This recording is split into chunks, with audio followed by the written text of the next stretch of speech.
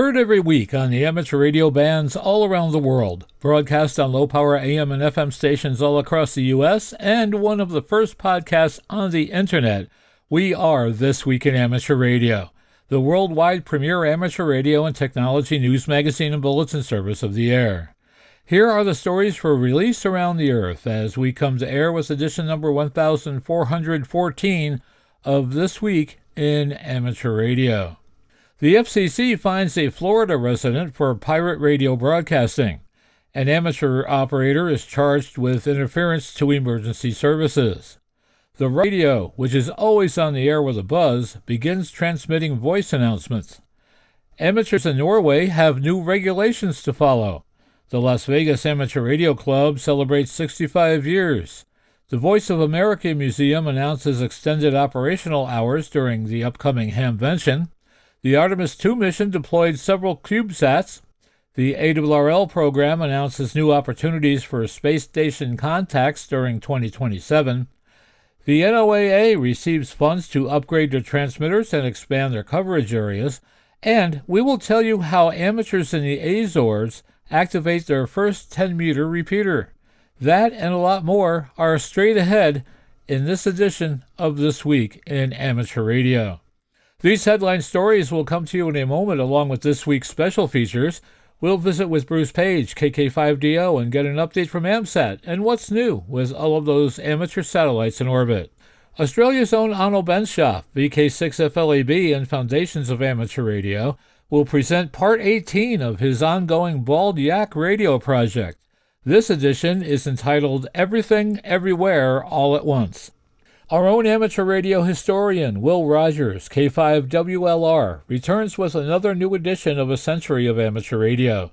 This week, Will takes us back to 1924, where we find that a year or so after QST first began its International Amateur Radio Department, amateurs were discussing linking amateur radio organizations around the world. In a speech at the Second ARRL National Convention in late 1923, Hiram Percy Maxim said he believed it was time for an international meeting to organize something he called a World Amateur Radio League. This is where the International Amateur Radio Union was born. We will stop by and visit with Bill Sawyer's AJ8B in the DX Corner with all the latest news on DXpeditions, DX, upcoming contests, and a lot more. And we will have this month's report from the Volunteer Monitoring Program. That's all straight ahead as North America's premier amateur radio and technology news magazine and bulletin service, This Week in Amateur Radio, takes to the air right now. Reporting from our headquarters studio just outside of Albany, New York, where the weather is finally showing signs of spring, I'm George, W2XBS. Reporting from our news bureau in beautiful Bradenton, Florida, where I'm attending 3 games between the Rays and the Chicago Cubs with my buddy Eric, I'm Mike Nicolich, K9DX Mike. Reporting from our news bureau in Salem, Ohio, this is Denny Haight, NZ8D. And reporting from our news bureau just outside Rochester, New York, along the southern shore of Lake Ontario, this is George, Kilo Charlie 2, Oscar X-Ray Juliet. And reporting this week from our news bureau in downtown Syracuse, New York, where March came in like a lion, but finally I see blue skies, hear birds chirping, and there's no more snow. Must be March is going to go out like a lamb. I'm Chris Perrine, KB2FAF. And reporting from our news bureau just outside Albany, New York, in the Geek Cave studios, I'm Rich Lawrence, KB2MOB. And reporting from our news bureau in Rochester, New York, along the southern shore of Lake Ontario, I'm Dave Wilson, WA2HOY. Coming to you from the rather nippy but still sunny Space Coast in Florida, I'm Ed Johnsen, W2PH. And reporting from our New York News Bureau, in the midst of April showers, I'm Eric, Kilo Delta 2, Romeo Juliet X-Ray. And reporting from our Catskill Mountain outpost in upstate New York, where the continuing mud season will make Easter egg hunts look more like searching the La Brea tar pits. I'm Don Hulick, K2ATJ. And reporting from our news bureau in Fayetteville, Arkansas, where snow is once again in the forecast, I'm Will Rogers, K5WLR, Isn't spring just around the corner? Hello, everyone. Before we get into this week's newscast, I'd like to tell everyone that This Week in Amateur Radio now has its own Discord server. That's right, a place online where we can discuss everything technology and amateur radio. So join us. Just go to Discord on your computer or download the Discord app on your portable device and search for TWIAR or This Week in Amateur Radio. We look forward to seeing you on the new This Week in Amateur Radio Discord server. Today's edition of This Week in Amateur Radio is 100% human. Leading off your news this week, the Federal Communications Commission has upheld a $60,000 fine against a South Florida man for allegedly operating a pirate radio station. The FCC says Aaron Streeter allegedly operated an unauthorized radio station on 89.1 FM known as the Pound FM in Miami Gardens, Florida. Last year it proposed the fine for the violation, and after never receiving a response, the commission has formalized the penalty. It was 2 years ago that agents from the FCC's Miami field office monitored and traced the unauthorized signal to a single-family residence with a broadcast antenna in the rear of their property. The agents talked to Streeter's wife, who had her husband call agents later that afternoon. He allegedly told them during the phone call that he operated the station and agreed to cease broadcasting. However, on January 8th, the FCC says agents returned to the area and once again heard the Pound FM on the air. In its annual report to Congress on pirate radio, the FCC also said it issued 28 notices to property owners and managers last year, including 17 connected directly to pirate radio sweeps. But that was down from 41 notices issued to property owners and managers during fiscal 2024.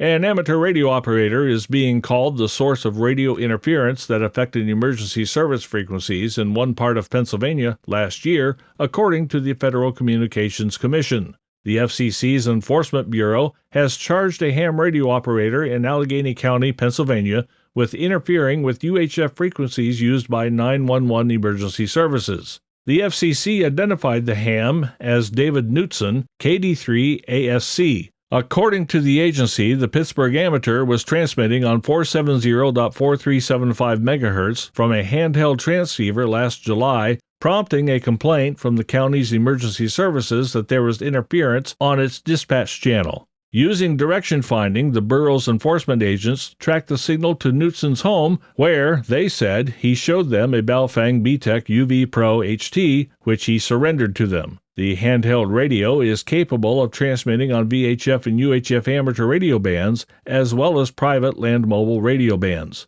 The FCC said the radio had been programmed to monitor the EMS channel, and that the audio relay was enabled, permitting traffic from one channel to be transmitted on another. The FCC notice is dated March 25th. Knutson must respond to the Enforcement Bureau within 10 days of that date.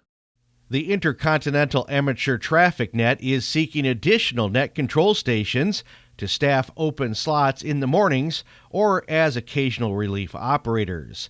The net operates every morning at 0700 through noon Eastern Time on 14.3 megahertz. Net control stations work 1-hour shifts. The Intercon Net was formed in 1960 to promote goodwill and friendly relations among radio amateurs everywhere. The net handles third-party traffic and provides emergency communications to any station when needed, and offers operating training and improvement programs to its members. The Maritime Mobile Service Net, which is a different organization, takes over on the same frequency at noon Eastern Time. They share their proprietary logging program with the Intercon Net. All licensed general class amateur radio operators are welcome to check in. Visit interconnet.us for more information. The Doomsday Radio is a Russian-based shortwave radio station that has been sending out a faint buzz and nothing else for 50 years. But last week, the Doomsday Radio started sending out one key word again and again. That word, dezigator, which in Russian translates to decontaminator or degasser. The question is why? We have developed new technology that places security and our privacy as the top priority, but this tech message has baffled the most enthusiastic radio operators. Many experts and scientists have believed for years that the Doomsday Radio was a failsafe for nuclear war. In March of this year, the station suddenly wakes up from its slumber and sends 16 voice messages out in a single day. This is usually associated with rising geopolitical tensions around the world. Some fear that this could be a prerequisite for new military actions, with the station also mentioning NATO countries like Latvia. But despite all this, the most likely explanation is that these are merely military orders or tests. Amateur radio operators in Norway have a number of new regulations, including a new entry-level license. The Norwegian Communications Authority has approved an entry-level license for amateurs as one of the several changes taking effect. The entry-level or limited 10-watt license covers 80, 40, 20, 17, 15, 10, 6, and 2-meter bands, as well as the 70-centimeter band. Other changes include the removal of limitations to hams wishing to operate stations remotely, especially in Norway's overseas territories. The changes also affect the 23-centimeter band, which will now follow International Amateur Radio Union recommendations more directly. Again, remote control limitations have been lifted in Norway, specifically the limitation over remote operation in Norwegian territories, and the 23-centimeter band is now more closely adhering to CEPT recommendations. Hamvention has released the theme and logo for the 2026 Dayton Hamvention show that will take place May 15th through the 17th. This year's theme is Radio Adventure, which references exploration of the many avenues ham radio offers. Radio has always been about exploration of ideas, technologies, distances, and possibilities. From the earliest spark gap pioneers to today's digital experimenters, satellite operators, contesters, emergency communicators, and outdoor enthusiasts, amateur radio continues to be a gateway to discovery. Once again, the Hamvention will take place May 15th through the 17th at the Greene County Fairgrounds and Expo Center in Xenia, Ohio. The Las Vegas Amateur Radio Club will be celebrating its 65th anniversary the weekend of April 4th, 2026. To tell us more about the anniversary, we go to John Rourse, K8IDJ, who files this report. Club President Charlie Shepard, K7CBS, said LVRAC is the oldest amateur radio club in Las Vegas, has been active in the Clark County community since April of 1961, and is an ARRL-affiliated club. The club began in the kitchen of Jerry Mann, W7VYC, later N7CAH, and now a Silent Key, said Shepard. Our first meeting was held as a picnic on Mount Charleston, and 150 people attended. Mount Charleston, which is snow-capped more than half the year, can be seen from parts of the Las Vegas Strip when looking west. Mount Charleston has nearly 200 campsites and over 150 picnic areas, some of which are RV accessible. The mountain is also known for its multitude of radio and television towers and antennas. In the early days of the LVRAC, the club was contacted by Joe Wells, then the head of the Thunderbird Hotel, who wanted to establish a ham station in the hotel.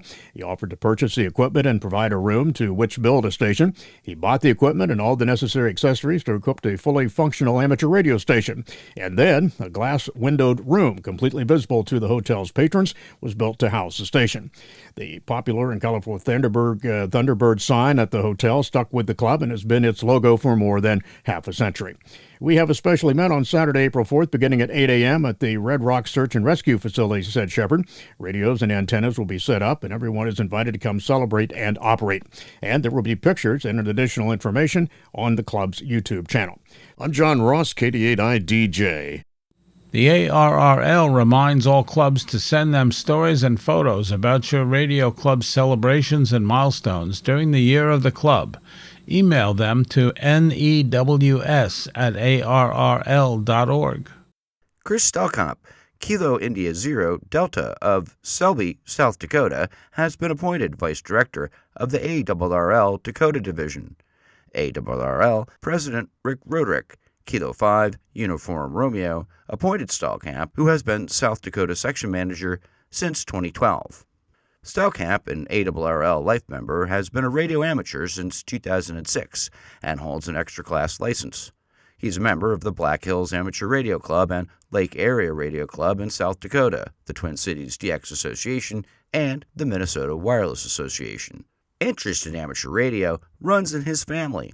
his mother, Margaret, Kilo Alpha Zero, Bravo Echo Brava, and father, Lloyd, November Oscar, 7 Golf, of Havre, Montana, are both amateur radio operators. Stallkamp works as a sales agronomist for Agri Partners. The ARRL Dakota Division includes Minnesota, North Dakota, and South Dakota.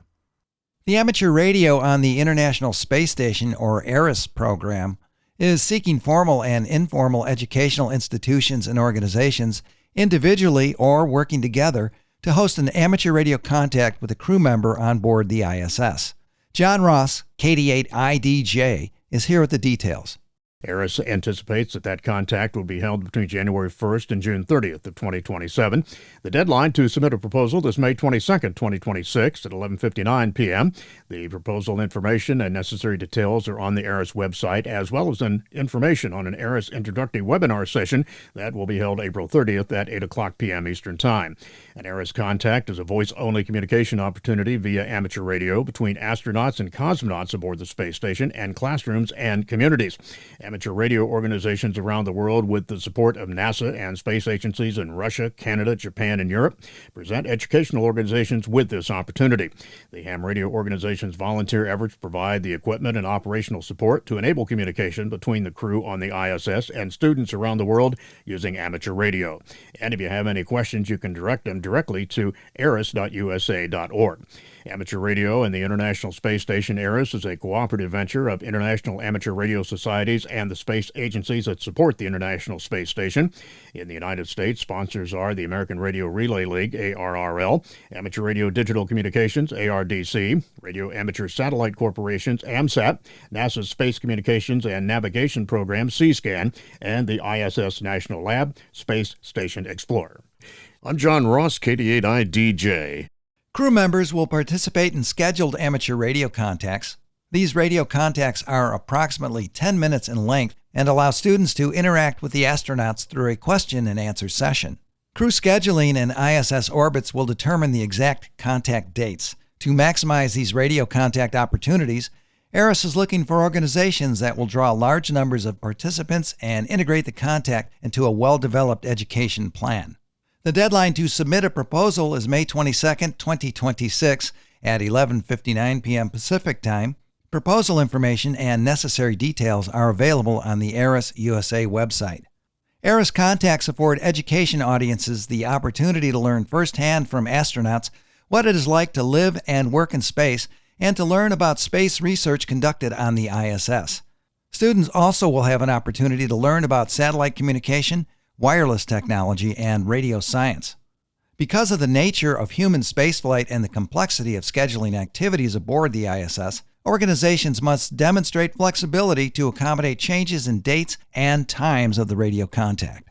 The next set of images to be transmitted from the International Space Station via SSTV will mark a number of high-profile moments in space. The 65th anniversary of the first human spaceflight by cosmonaut Yuri Gagarin, the 45th anniversary of the first space shuttle flight, and the 100th anniversary of the world's first liquid-propelled rocket launch by Robert Goddard. These are three of several space achievements being commemorated by amateur radio on the International Space Station through its selection of images to be transmitted as part of SSTV Series 31. The SSTV mode will be Robot 36, and there will be 2 minutes between transmissions. Transmissions will begin on the 10th of April and continue to the 14th of April. The frequency will be 437.550 MHz plus or minus Doppler shift. Fuji Oscar 29, otherwise known as FO-29 and JAS-2, the Japanese amateur radio satellite launched in August 1996, has entered a period of full sunlight, resulting in renewed and more frequent transponder activity. The inverting analog transponder operates with an uplink passband of 145.900 through 146.000 MHz lower sideband, and a downlink of 435.800 through 435.900 MHz upper sideband, along with a CW beacon at 435.795 MHz. The satellite's 1 watt PEP output is shared across the 100 kHz bandwidth, making careful power management essential for all users. Although the FO-29 linear transponder is technically capable of passing narrowband digital signals such as FT8, FT4, PSK31, or Olivia. Such operations are not permitted under the satellite's original licensing from Japanese authorities. The transponder is explicitly licensed for SSB and CW modes only. This restriction stems from the satellite's operational permit issued by Japan's Ministry of Internal Affairs and Communications, which does not authorize digital emissions on the linear transponder frequencies. Operators attempting digital modes risk non-compliance with international amateur radio etiquette and could contribute to transponder overload, distortion, or temporary shutdowns, issues exacerbated by the high duty cycle nature of many digital signals. AMSAT urges all users to limit their operations on FO29 to SSB and CW and to practice good satellite etiquette as follows. Use the minimum power necessary to produce a readable downlink signal. Ensure your downlink signal strength does not exceed the CW beacon level. Monitor the transponder before and during your transmission. If the beacon weakens or the passband becomes noisy, reduce power immediately. Keep signals clean and within the passband. Share the limited resource responsibly so that the maximum number of amateurs worldwide can enjoy FO29 while it remains active. With the satellite now enjoying extended full sunlight operation in 2026, this is an excellent time to explore its capabilities through permitted modes. Experimentation with unauthorized modes is discouraged to preserve the satellite's health and comply with licensing. It is the beginning of a new month, and that means it is time for the Volunteer Monitor Program Report. The Volunteer Monitor Program is a joint initiative between the ARRL and the FCC to enhance compliance in the amateur radio service. This is the most recent activity report of the Volunteer Monitor Program. An operator in California was issued an advisory notice concerning a beacon on a 60-meter frequency not authorized to operators in the United States. Technician operators in Michigan and Oregon were issued advisory notices for 40-meter FT8 operation, a band on which technicians only have CW privileges. Technician operators in Illinois and Florida were issued advisory notices for 20-meter FT8 operation, a band on which technicians have no privileges. An advisory notice was issued to a resident in Bay Point, California, concerning unlicensed 2-meter transmissions from the property. An operator in Connecticut was issued a commendation for outstanding operation of the Hartford-Tolland County Skywarn net on the PVRA repeater system during a snowstorm. The net was operated continuously for 24 hours and relayed information on ground conditions to the National Weather Service. An operator in California was issued a commendation for exceptional courtesy and skill in assisting a POTA operator to change frequencies so that a net could begin operation on 20 meters. Results of the new automated FT4 and FT8 monitoring system are being reviewed. The program appears to be effective in continuously monitoring the frequencies to ensure that operators have the proper license class for the band they are using. There were 3 Volunteer Monitor program presentations to amateur radio clubs in Missouri and Maryland. Further evidence was provided to the FCC in 3 interference cases referred in January of this year. The totals for this month's monitoring were 1,437 hours on HF frequencies and 1,738 hours on VHF frequencies and above, for a total of 3,175 hours. We would like to thank Volunteer Monitor Program Administrator Riley Hollingsworth, K4ZDH, for this report.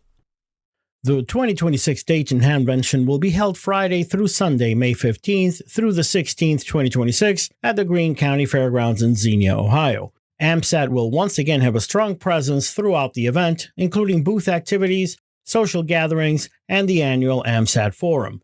The 17th annual TAPR and AMSAT Banquet will be held Friday, May 15th at 1830 EDT at the Kohler Presidential Banquet Center, 4548 Presidential Way, Kettering, Ohio 45429, located approximately 20 minutes from the Greene County Fairgrounds. This dinner is a highlight of the Tucson Amateur Packet Radio and AMSAT Radio Amateur Satellite Corporation activities during Hamvention. The banquet speaker will be announced at a later date. Tickets are $75 each and may be purchased through the AMSAT store. The deadline to purchase banquet tickets is Monday, May 11th at 2100 UTC. Tickets must be purchased in advance and will not be sold at the AMSAT booth or at the door. There will be no tickets available for pickup at the AMSAT booth either. Tickets purchased online will be maintained on a list with check-in at the door at the banquet center. Seating is limited to the number of meals reserved with the Kohler caterers based on ticket sales by the deadline. The annual AMSAT Dinner at Tickets gathering will take place Thursday, May 14th from 6 p.m. to 8 p.m. EDT at Tickets Pub and Eatery, 7 West Main Street, Fairborn, Ohio 45324. This informal event features no program or speaker, offering an opportunity for conversation and camaraderie. All are welcome, regardless of participation in booth setup or operations. Food may be ordered from the menu, and drinks, including beer, wine, sodas, and iced tea, are available at the bar. No reservations are required. AMSAT is seeking volunteers to assist at the AMSAT booth, located in Building 1, booths 1007 through 1010 and 1107 through 1110. Volunteers are encouraged to contribute as much time as they are able, whether for a few hours or the entire weekend. In 2025, approximately 20 volunteers supported AMSAT's activities and engagement with attendees.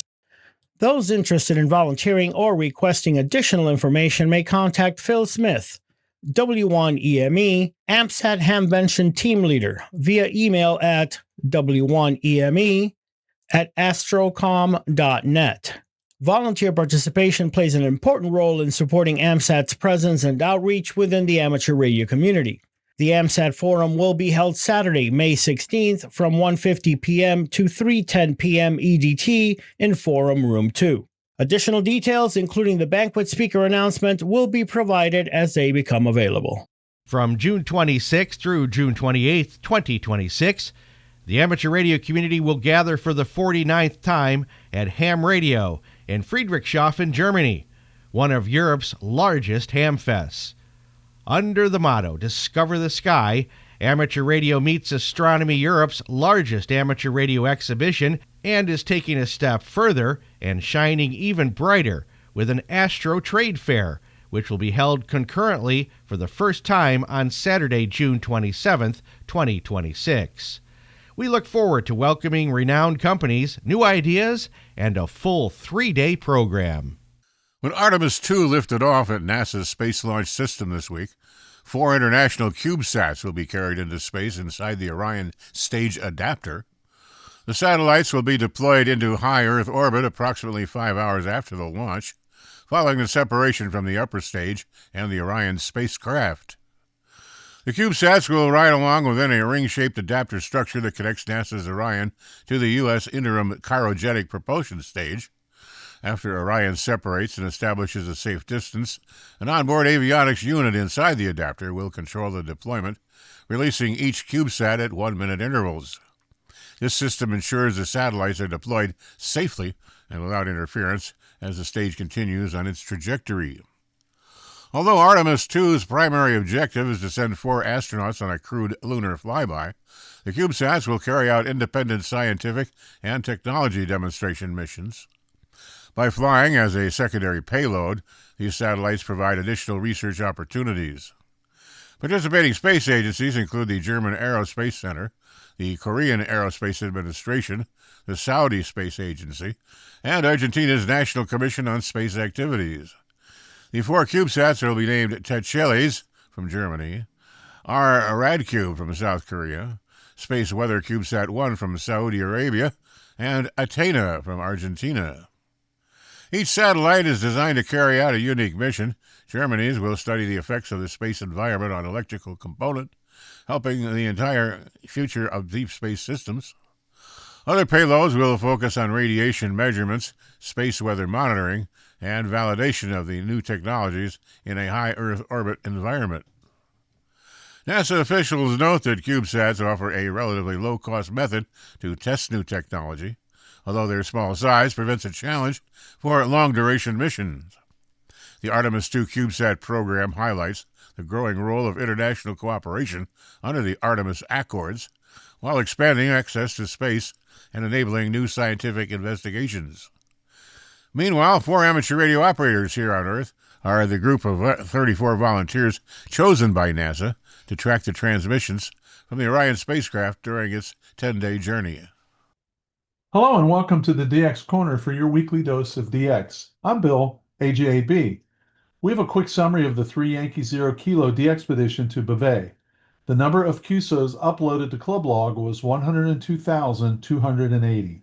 Ken, LA7GIA, who was the team leader, says that 3Y0K was a very successful expedition, quote, where we reached our goals, end quote.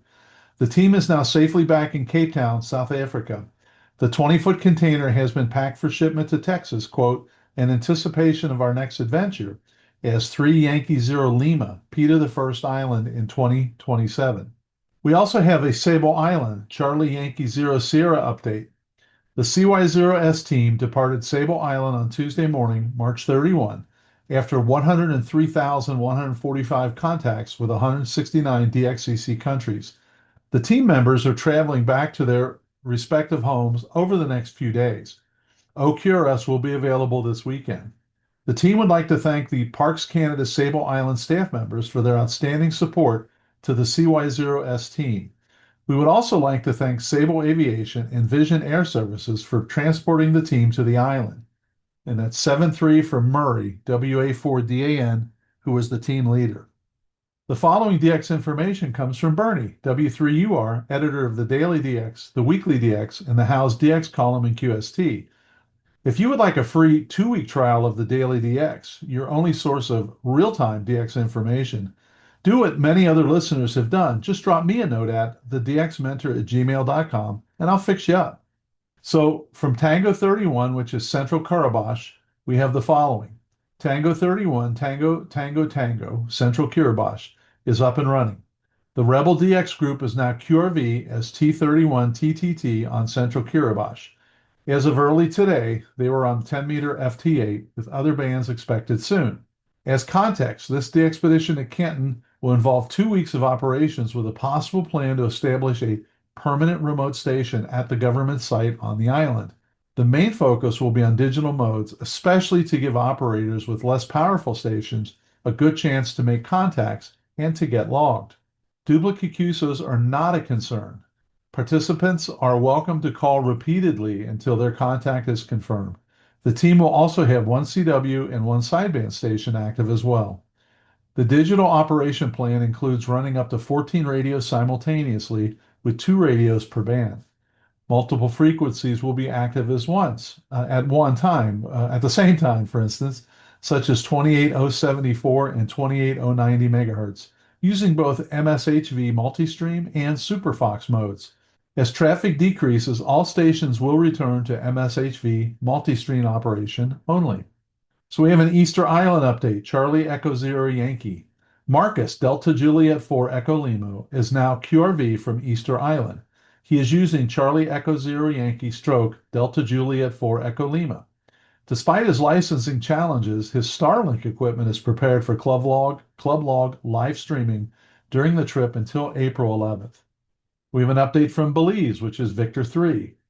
Mike, Victor Yankee Zero Zulu Oscar Oscar, who's also known as Victor Echo 2 X-Ray Bravo, is now QRV as V31 Zulu Yankee from several locations in Belize until April the 7th. His holiday-style operation will be using CW and sideband on 80 through 10 meters, and you can QSL that via VE2XB. From the Western Sahara, which is Sugar Zero, we have the following. Nama, who is Sugar 01 Alpha, and Osman, Sugar 01 Alpha Hotel, will be QRV as Sugar Oscar 9 Sierra until May 31st, operating from Tifariti in the Sahrawi Republic to celebrate the 50th anniversary of that republic. They will operate on all bands and all modes. They are running 100 watts from an FTDX 3000 with a dipole antenna and multiband beams. They will be operating QO100 from several grids. Look for Sugar 09 Sugar to also be QRV during the CQWPX CW contest, May 10th to the 31st, QSL via Club Log and LOTW. And here's a little glimpse into the future. We will soon see 3 Oscar Fox Sugar Golf, and that's correct. It's 3 Oscar Fox Sugar Golf. There's no other numbers. From the Republic of Guinea, activated by Elvira, Italy Victor 3 Fox Sugar Golf, from April 11th to April 25th. She will operate HF and 6 meters, all modes, with 2 low-power stations and vertical antennas. Elvira expects a couple of daily power outages that will force her off the air, and she will plan accordingly. From the Congo, which is Tango November, we have Father Derek, HF3 Golf Delta, who's now in Brazzaville on a new, quote, pastoral and humanitarian mission, end quote. In West Africa, he also has the call signs of Tango Juliet 1 Golf Delta, Tango Lima 8 Golf Delta, and Tango Tango 1 Golf Delta. In the Congo, he will be Tango November 8 Golf Delta on HF and 6 using the FT modes as well as CW and sideband. He is waiting for his logbook of the World Certificate. Dark is also hoping to set up remote operation capability when the infrastructure there can support it. You can QSL via Club Log, OQRS, or direct to Sugar Papa 3 Echo Oscar Lima.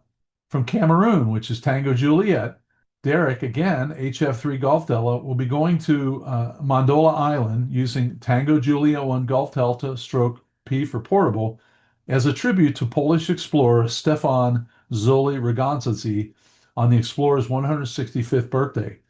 He set up a research station there in 1883. This operation is in April, with April 14th being the actual birth date. Derek plans on this being an annual operation in April. So that's pretty cool. And finally, from French Polynesia, which is Fox Ocean, we have this. Didier, who is Fox Ocean stroke Fox 6 Boston Charlie Whiskey, has 2 operations. He is QRV until April 10th, and then will be QRV from May 5th to July 20th from Tikahau Atoll in Tuamatu. The station is an Elecraft K35 and a 500-watt amplifier, a VDA on 20 through 6 meters, and a vertical on 80 through 30 meters right next to the lagoons, 80 through 6 meters all told, using CW and single sideband. QSL via Fox 6 Echo X-Ray Victor, who also got his pilot back at home. QSL via F6 EXV and Club Log and LOTW will also work. This week, the DX Mentor podcast will feature Charlie Echo 3 stroke November 5 November United and K0MD discussing POTA and DXing from Chile. It was really, really interesting, and I hope you'll give it a listen. Let me know what you think. Until next week, this is Bill, AJB, saying 7-3, and thanks to my ex-whale, Karen, for her love and support. I hope to hear you in the pile-ups. Have a great DX week. Welcome to the 50-second segment of Ham Radio History, a century of amateur radio, Ham's organizations, events, inventions. I'm Will Rogers, K5WLR. With thanks to Chris Cadella, W2PA, for letting us use his website for these segments, we bring you this, the next chapter of Ham Radio History. April in Paris. This is part 2 of this segment. Although individuals could be members of the IARU at the beginning, each country where there were more than 25 members would have its own section and president. Membership was $1 US per year, separate from the ARRL or QST. The board of directors would consist of these presidents and an elected executive committee, very similar to the league's board. Maxim was elected international president. Gerald Marcus, G2NM international vice president.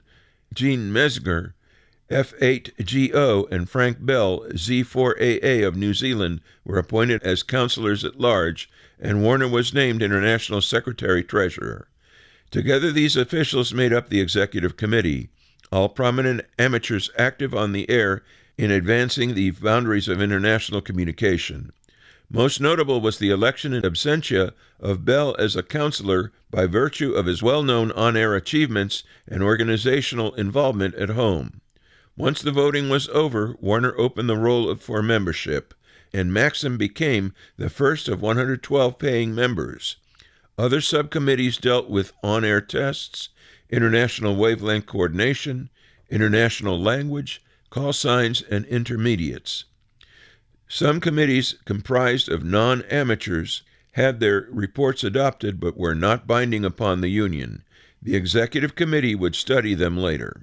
On 18 April, both Congresses met and ratified all actions, and late arrivals from Russia and Indochina brought the number of participating countries to 25. Amid enthusiastic applause, a bowl of flowers provided by Dr. Mertz of Switzerland was presented to Maxim in the name of the transmitting amateurs of the world. The flowers were then distributed so that everyone could wear one in his lapel at the closing banquet. Knowing that Warner had skipped meals during the Marathon Constitution writing session, the amateurs of Belgium and France presented him with a 3-foot-long, 10-pound ham sandwich.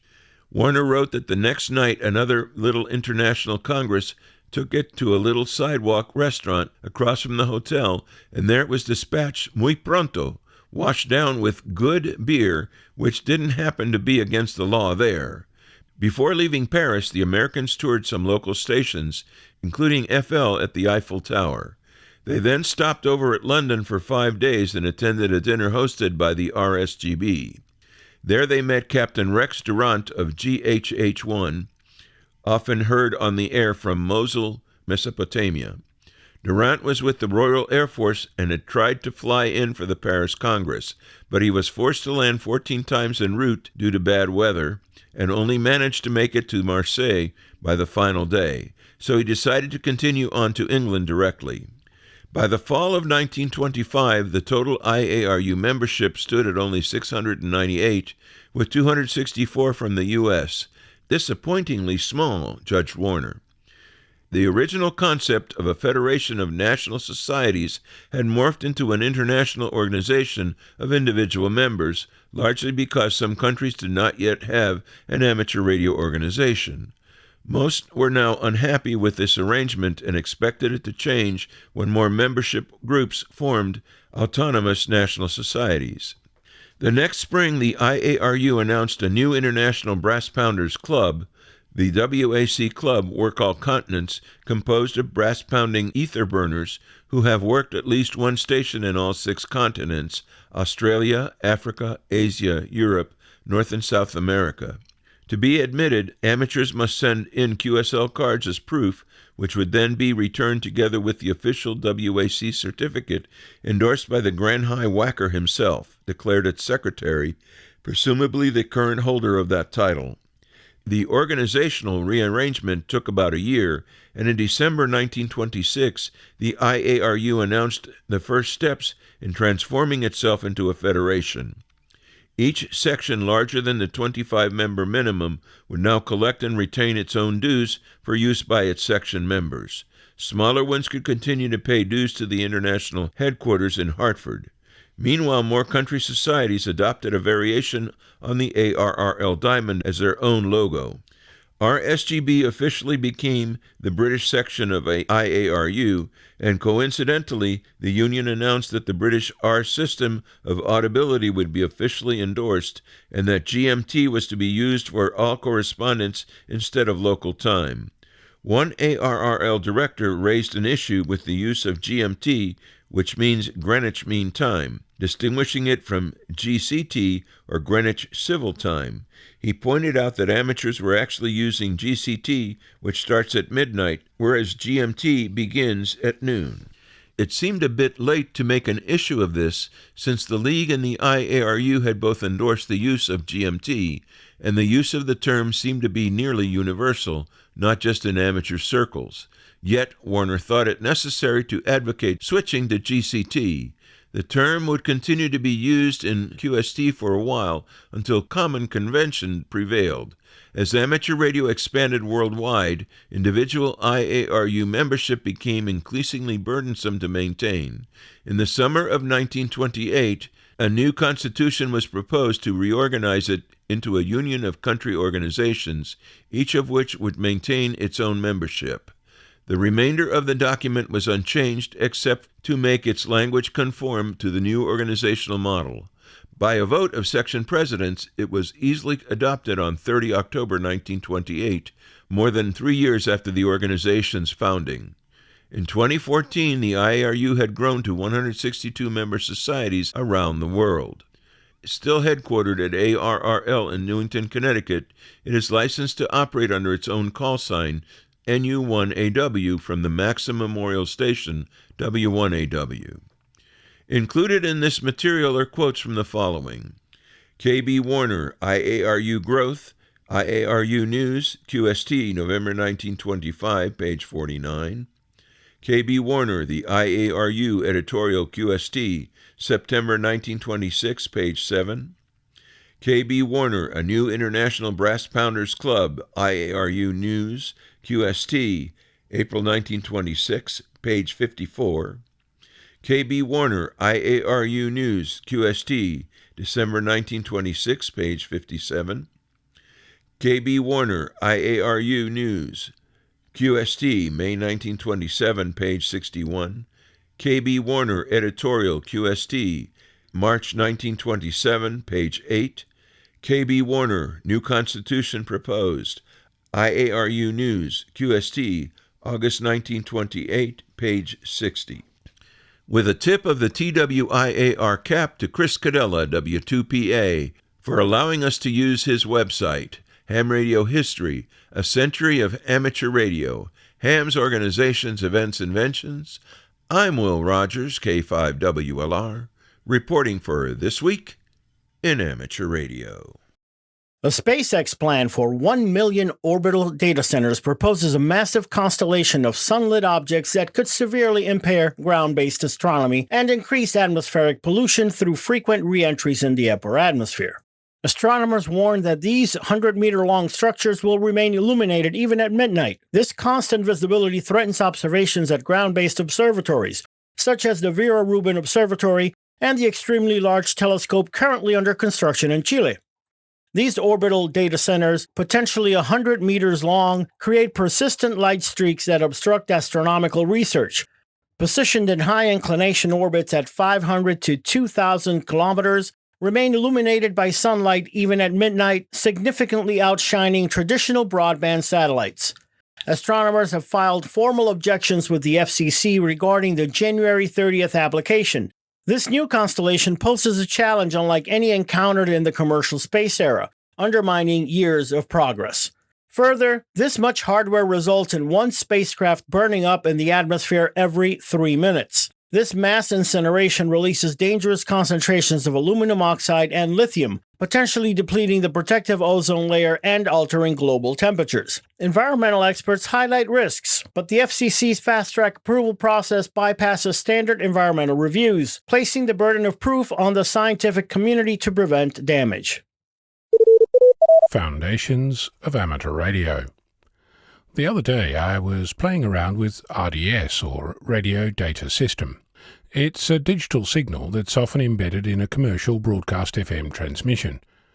Among other things, it contains information about the station, its content, frequencies, and potentially other useful information, such as traffic alerts. If you recall, I've been working on 50 things to do with a software-defined radio, and decoding RDS is one of those things. The decoding effort aside, I imagined a screen where you could see the RDS information in real time as it was being transmitted by all the local FM broadcast stations. You'd see what music each station was playing, what their local clock thought the time was, how much they transmit other data, and what they might do for emergencies, like, say, a tropical cyclone heading this way. It occurred to me that this would be an example of a fundamental difference between a traditional radio and a software-defined radio, or SDR. Specifically, we're taught that you tune a radio to a frequency, it demodulates or decodes what's there, and plays the sound or digital information or whatever is being transmitted on that frequency. If you want to hear something else, you need to change frequency, and the radio decodes that new frequency. If you have multiple channels to choose from, there are ways to automatically switch frequency, one after the other. One of my friends recently discovered an old scanner in a box, and according to the specifications, it can scan 20 stations per second. If all 1,000 stations are programmed, it takes 50 seconds to scan them all. A lot can happen in that time. The traditional solution is having more radios. Ideally, you'd have one for every frequency you care about. Cost aside, logistically this is not fun. Imagine having to power 1,000 radios, or find the one where the volume isn't right, or even find space for them, or antennas.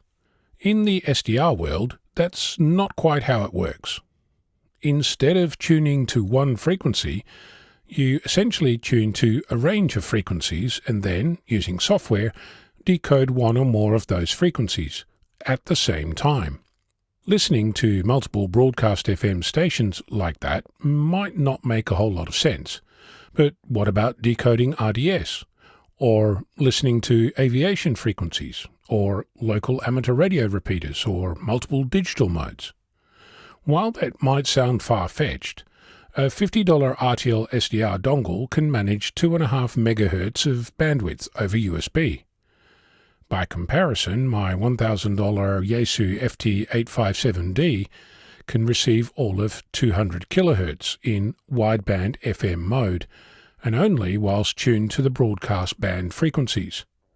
In normal AM or FM mode, it's 10 kHz, so you'd need 250 of them to listen to the same frequency range. Again, just so we're clear, in analog radio, you need to change frequency to decode a different signal. In SDR, you can simultaneously decode as many signals as resources permit. For example, I can make a simple GNU radio flow graph, a little program that accepts a command line setting. In GNU radio, it's called a parameter block, and run it with a frequency I'm interested in. Then I can run another copy of the same program with a different frequency. Rinse and repeat, and I have as many receivers as I need. While we're at it, you don't need to run the same program multiple times. You can run an FM decoder, a RTTY decoder, an AM decoder, all at the same time, as long as the frequencies you're looking at fit inside the bandwidth of the receiver you're playing with. Just so we're clear, this is one receiver, one antenna, one power supply with as many decoders as resources allow. In other words, these two methods, analog and SDR, are not the same. Am I glossing over things? Sure. With such a wide bandwidth comes susceptibility to interference and signal overload. Also, the RTL SDR dongle doesn't transmit, although in 2014 Ismo Oscar Hotel 2 Foxtrot Tango Golf managed to change the center frequency of his dongle 300 times per second, causing the onboard oscillator to leak in a controlled manner, making a frequency shift keyed or FSK transmission. Yes, I know that's not quite up to the standard of a transmission coming from an 857D. You'll also need a computer, which you don't need to run an analog radio. Though, truth be told, an analog radio from the last couple of decades is pretty much a computer anyway. You can likely get away with a Raspberry Pi to process the data coming from an RTL SDR dongle, so another $5. And yes, you'll need a monitor, keyboard and a power supply. The point I'm making is that these two methods are not the same, and in the evolving world of amateur radio, there's space for both. It also means that once you have this infrastructure, you can start experimenting with new radio technologies and approaches. Will it make my 857D and its siblings obsolete? Perhaps, but I doubt it. There's still plenty of valve radios going around, not to mention the SparkGap transmitter at Grimeton in Sweden. In other words, this is growing the hobby, which ultimately is why I'm here. I will mention that it's not all hot cocoa and cookies. I spent the past 2 days attempting to figure out why my very simple AM decoder isn't actually playing back the local ATIS or Automatic Terminal Information Service, and why macOS SDR applications don't include SOAPy SDR support. Because of course they don't. Oh yeah, I'm still trying to get my Proxmox server guest audio to work. I'm sharing this to make sure that you understand that just like creating your own circuit board design and building it, there's plenty of experimentation to be done, problems to solve and challenges to meet. Ultimately, we're playing at the bleeding edge. At least it's not with sharp or hot implements. I'm Ono, Victor Kilo 6, Foxtrot Lima, Alpha Bravo.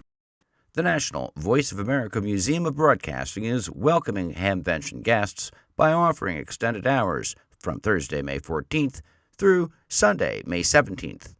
The museum and the Westchester Amateur Radio Association, which is headquartered there, will be sharing a wide variety of exhibits that include a disc jockey setup from a vintage radio station, vintage ham and shortwave equipment, and the Voice of America's first transmitter dating from 1942. The club's ham radio station, Whiskey Charlie 8, Victor Oscar Alpha, will be sharing access to its shack, so come with your license and be prepared to get on the air. Admission is $10 at the door. For each day's extended hours and for directions on how to find the museum from Xenia, visit the website voamuseum.org or Whiskey Charlie 8, Victor Oscar Alpha.org. The independent nonprofit museum in Westchester, Ohio, is not affiliated with the U.S. government's Voice of America service. Even as Canada moves to shut down its nationwide weather radio services, lawmakers in the U.S. are looking to commit funds that would modernize and expand the radio network of the National Oceanic and Atmospheric Agency. Lawmakers in Washington, D.C. have moved ahead with their commitment to invest $100 million in improved antennas and transmitter equipment to expand coverage for the VHF weather radio service of NOAA. A bipartisan measure that authorizes the expense was passed recently by members of the House Committee on Science, Space, and Technology. An estimated 1,030 such weather stations hold licenses to operate on 162 megahertz. The antenna and transmitter additions and upgrades focus on NOAA's weather radio service in remote areas of the U.S. that have a higher risk of extreme weather. Beyond VHF improvements, the bill calls for NOAA to explore options on the microwave band to further strengthen the network's ability to communicate warnings about hazardous conditions. Other language in the bill directs NOAA to explore the possibility of satellite backup or partnerships with commercial providers. The action in Washington stands in sharp contrast to a recent announcement by the Meteorological Service of Canada, that nation's equivalent of NOAA, that it was ending weather radio, its own national VHF radio weather service. The U.S. lawmakers' measure moves next for a vote in the full House, but is not yet on the calendar. The action on Capitol Hill comes almost a year after the White House announced that the administration was looking to cut NOAA's weather research centers, particularly those focused on understanding climate change. Bruce Page, KK5DO, is here now with this week's AMSAT report. Bruce? Thanks, John. Several months ago, I spoke of the CubeSat sim kits. They are still available. AMSAT has developed a smaller version that does not include rechargeable batteries, solar panels, power board, or a frame. This low-cost version, called CubeSat Sim Lite, does have a Raspberry Pi Zero with preloaded micro SD card, 2 SMA antennas, a USB sound card, a Pi camera, and a USB power cable with power supply. You can simulate transmissions that would typically be transmitted by a satellite. Once it is powered up, the unit will immediately begin transmitting simulated telemetry in 7 different modes, including FunCube and a crossband repeater mode. They are available from AMSAT.org in the store and shipped to only addresses in the United States. There are 16 new satellites that have been launched recently, with 6 carrying amateur payloads. We will have more information on them in the weeks ahead. This is Bruce Page, KK5DO. Back to you, John. And thanks, Bruce, for that report. It is time for our weekly look at space weather conditions and the terrestrial propagation forecast. Solar activity has been at low levels with only C-class flares produced by regions 4401, 05, and 09. There were 9 numbered active regions on the solar disk, with 4409 showing the most significant growth during the period and producing the largest flares on April 1st. A new region emerged, but it has not yet been numbered. Multiple filaments erupted during the day on April 1st, producing coronal mass ejections observed in coronagraph imagery, but their propagation modeling did not suggest impacts to Earth. The exceptions are the ejecta first observed at Gong H alpha images on April 1st. Solar activity is likely to reach minor to moderate levels with a slight chance for X-class flares through April 4th, due primarily to the flare potential of regions 4404, 05, and 09. Solar wind parameters were near nominal levels, with solar wind speed averaging around 440 kilometers per second. Enhanced solar wind disturbances are likely through April 2nd due to the arrival of the March 30th coronal mass ejection. Conditions are likely to give way to coronal hole high-speed stream activity by mid to late April 2nd. The next increase in solar activity will likely occur in the last third of April. Daily MUF values will rise again, and at the same time a sporadic E-layer will begin to appear occasionally in mid-latitudes. Although it will not yet have a significant impact on shortwave propagation, it will occasionally cause interesting DX openings on the shortest of the shortwave bands. For more information concerning radio propagation, visit the ARRL Technical Information Service, read a quick guide to HF propagation using solar indices, and check out the propagation page of Carla Wetzel-Swab K9LA. For customizable propagation charts, visit the Voice of America CAP Online for Ham Radio website. Just ahead in radio sport this week, April 2nd and 3rd, it's the Walk for the Bacon QRP contest. That is CW. April 4th and 5th, the YBDXPI single sideband contest. That's phone. April 4th and 5th as well, EA RIDI contest, digital. April 4th and 5th, Louisiana QSO party, CW phone and digital there. April 4th and 5th as well, the Mississippi QSO party, that's CW phone and digital. April 4th and 5th, it's the XPDX contest, CW and phone. Remember to visit the ARRL contest calendar for more events and information. Upcoming section, state, and division conventions on April 4th, it's the RARS Fest hosting the ARRL Roanoke Division Convention. That's in Raleigh, North Carolina. April 10th through the 11th, it's the Greene County Hamfest hosting the ARRL Oklahoma Section Convention in Claremont, Oklahoma. And on April 18th, the Delmarva Amateur Radio and Electronics Expo hosting the ARRL Delaware State Convention. That's in Georgetown, Delaware. And make sure to remember to search the ARRL Hamfest and Convention database to find more events in your area. The following America 250 W1AW portable activations begin at 000 Zulu on Wednesdays and end at 2359 Zulu on Tuesdays. That's 7 days total for each activation. And you can see the complete schedule at www.arrl.org/America250-WAS. April 1st, 2026, California, W1AW/6. The host there is NZulu6Q. Also on April 1st, Mississippi, W1AW/5. The host is W5UE. April 1st as well, 2026, North Carolina, W1AW/4. The host is N4XI. April 8th, 2026, Washington, W1AW/7. The host is W7MKE. And on April 8th as well, 2026, New Mexico, W1AW/5. The host is KA8JMW. It is time for this week's edition of Satellite Shorts from All Over, and we begin this week with word that a unique NASA astronomy satellite may soon undergo an unprecedented rescue attempt as it faces an early end in orbit. The Neil Gehrels Swift Observatory, launched in 2004 to study gamma-ray bursts, has been out of operation for more than a month and is gradually losing altitude due to atmospheric drag.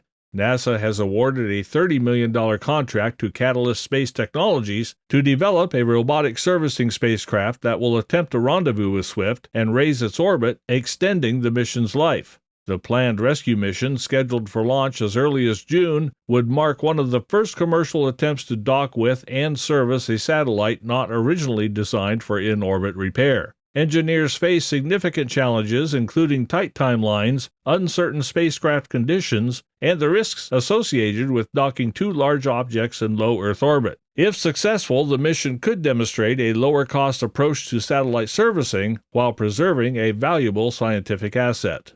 Next, about a month after an onboard anomaly caused a loss of contact with the Proba 3 coronagraph spacecraft, mission controllers have successfully reestablished communication. The Villafranca ground station in Spain, operated by the European Space Agency, received telemetry from the spacecraft confirming it is once again transmitting health and status data. The coronagraph is currently in a stable safe mode while engineers conduct detailed system checks to assess any potential damage. Its solar panel is properly oriented toward the sun, allowing essential systems to remain powered and the battery to recharge. After weeks exposed to extreme cold, the spacecraft's components will require time to warm up before normal operations can resume. Mission officials say the recovery is an encouraging milestone, though careful analysis and gradual recovery steps will be required before the mission can fully return to nominal activities. And finally, Roscosmos launched Progress 94 cargo spacecraft at 11:59 UTC Sunday, March 22nd, aboard a Soyuz rocket from the Baikonur Cosmodrome in Kazakhstan, carrying approximately 3 tons of food, fuel, and supplies for the Expedition 74 crew aboard the International Space Station. The spacecraft was originally expected to dock autonomously at the space-facing port of the Poisk module on Tuesday, March 24th, following a 2-day flight. Shortly after reaching orbit, one of its 2 Kurs automated rendezvous antennas failed to deploy as planned, though all other systems continued to operate normally. As a result, cosmonaut Sergei Kuzverchkov manually piloted the spacecraft during final approach, using the Toru remote control system from inside the Sveta service module. Progress 94 successfully docked at 1340 UTC on Tuesday, March 24th, completing the resupply mission despite the earlier anomaly. The spacecraft is expected to remain docked for about 6 months before departing the station for a planned destructive re-entry, disposing of trash loaded by the crew. ICOM UK has equipped the RSGB National Radio Center with the IC905 all-mode transceiver as part of its ongoing support for the RSGB and the amateur radio community.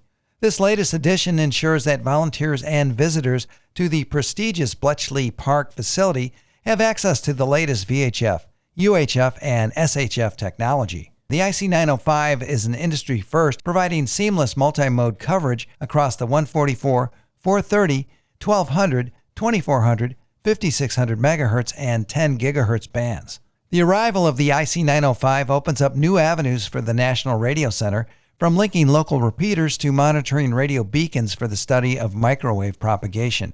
National Radio Center volunteers were keen to see firsthand the IC905 and operate the industry-first multi-mode VHF, UHF, SHF transceiver. With no previous microwave-capable transceiver at the National Radio Center, volunteers are particularly interested to see how the radio functions and what is possible. This support highlights ICOM's ongoing mission to support amateur radio and the educational work carried out by the Radio Society of Great Britain. By supplying cutting-edge hardware, ICOM UK helps ensure that the National Radio Center remains a world-class hub for radio amateurs and newcomers alike.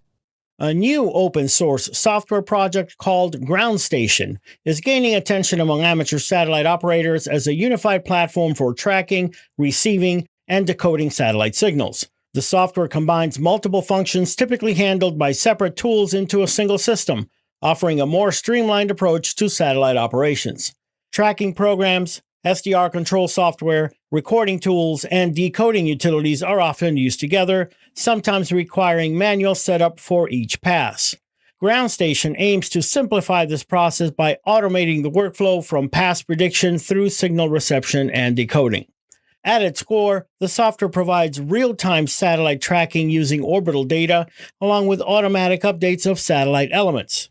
It supports a variety of software-defined radios, allowing users to monitor and record signals from multiple satellites. The system also includes automated antenna rotator control and Doppler correction, helping keep signals centered during a pass. The platform is capable of scheduling and executing satellite observations automatically, reducing the need for operator intervention. During a pass, it can record IQ or audio data and process common digital modes, including telemetry formats used by many amateur satellites. This is useful for operators interested in telemetry collection, CubeSat monitoring, and general satellite experimentation. In addition to amateur radio satellites, the software integrates with tools such as SatDump to decode weather satellite transmissions, including NOAA, APT, and other imaging formats. This expands its usefulness beyond traditional amateur satellites to include weather satellite reception and other downlink services commonly monitored by the amateur community. Ground Station is an early-stage, actively developed open-source project available on GitHub. Users can learn more about the software and access installation instructions there. As development continues, it offers a path toward more fully integrated ground stations, lowering the barrier to entry for satellite reception while providing experienced operators with a flexible new tool to explore. While you may have never heard of TAT-8, there's a good chance you have sent some data through it. TAT-8 was the 8th transatlantic communications cable and the first transatlantic fiber optic cable carrying 560 megabits per second on 2 fibers between Tuckerton, New Jersey and, thanks to an underwater splitting device, Widemouth Bay, England and Penmarch, France. Construction of the cable began in 1998. Later that year, the first call made by Isaac Asimov took place. The cable was retired in 2002. Now, Subsea Environmental Services is recovering the cable for recycling. The 6,000-kilometer cable was built by a consortium of companies including AT&T, France Telecom, and British Telecom. The 1.3-micron fiber used special optical repeaters about 40 kilometers apart and cost about $335 million, which would be just shy of $1 billion today. Designers were optimistic, with some claiming the cable would end the need for future cables, or at least that the cable would not reach capacity for 10 years or more. In reality, the cable was saturated within 18 months. Turns out the equivalent of 40,000 phone lines wasn't enough. In all fairness, the saturation might have been difficult to predict, but it may also have been hastened by the cable itself. In 1989, IBM funded a dedicated T1 link between CERN and Cornell University. 10 months later, Tim Berners-Lee would use this link to demonstrate his new development, the World Wide Web. According to Subsea Environmental Services, the cable still looked new after lying on the seabed for 4 decades. The FCC, Federal Communications Commission in the United States, has banned new foreign-made consumer internet routers over national security concerns. In an update on Monday to a list of equipment seen as not secure enough for use, the Federal Communications Commission added all consumer-grade routers made outside the U.S. It puts routers, which are used widely in homes and businesses to connect computers, phones, TVs, and other devices to the internet, on a par with foreign-made drones, which were banned at the end of last year. Malicious actors have exploited security gaps in foreign-made routers to attack American households, disrupt networks, enable espionage, and facilitate intellectual property theft, the FCC said. While people will still be able to use foreign-made routers they already own, the ban applies to all new device models. The ban stems from growing concern over the last year that routers were a point of easy access for malicious actors. TP-Link, a router brand made in China that is a bestseller on Amazon, became the subject of some U.S. political anxiety last year after a spate of cyber attacks. Any new router made outside the U.S. will now need to be approved by the FCC before it can be imported, marketed, or sold in the country. In order to get that approval, companies manufacturing routers outside the U.S. must apply for a conditional approval in a process that will require the disclosure of the firm's foreign investors or influence, as well as a plan to bring the manufacturing of the routers to the U.S. Certain routers may be exempted from the list if they are deemed acceptable by the Department of Defense or the Department of Homeland Security, the FCC said. Neither agency has yet added any specific routers to its list of equipment exceptions. The FCC's move follows a decision on Friday by government agencies working on national security that internet routers made overseas pose unacceptable risks to the U.S. The FCC noted that malicious access to routers was involved in 3 cyber attacks referred to as Volt, Flax, and Salt Typhoon, aimed at U.S. infrastructure between 2024 and 2025. U.S. government investigations into those attacks blamed actors within or working on behalf of the Chinese government. The vast majority of internet routers are assembled or manufactured outside the U.S., often in Taiwan or China. The FCC ban applies even if a router is designed in the U.S. but built abroad. Popular brands of routers in the U.S. include Netgear, a U.S. company which manufactures all of its products abroad. One exception to the general absence of US-made routers is the newer Starlink Wi-Fi router. Starlink is part of Elon Musk's company SpaceX. The company says the Starlink routers are made in Texas. The Wellesley Amateur Radio Society, WARS, in Wellesley, Massachusetts, is celebrating its 75th anniversary in 2026. Founded in 1951, WARS has provided public service, education and seminars, field day and contest coordination, and a genuine sense of community for nearly three-quarters of a century. 1951 also marked other historic milestones, including the first coast-to-coast television broadcast, the first UNIVAC computer, the ratification of the 22nd Amendment to the U.S. Constitution, and the start of the Korean War armistice talks. The official date of the celebration is Saturday, May 2nd, 2026. For more information, visit the WARS website. And finally this week, the Azores Amateur Radio Association, CU2ARA, is marking an important anniversary this year with the installation of its first 10-meter repeater. The group says its presence in the North Atlantic holds great promise for contacts between hams in Europe and North America. On São Miguel Island, the largest island in the Azores off the coast of Portugal, a new 10-meter FM repeater stands ready for QSOs. This is the first 10-meter repeater for the association, which is marking the 50th year since its founding. The 50-watt repeater transmits on 29.630 MHz with a minus 100 kHz shift, giving it a receive frequency of 29.530 MHz. It has a CT-CSS tone of 88.5 Hz. Bruno, CS8ABG, went on to say that the challenges in installation prompted the group to install the receiver and transmitter separately.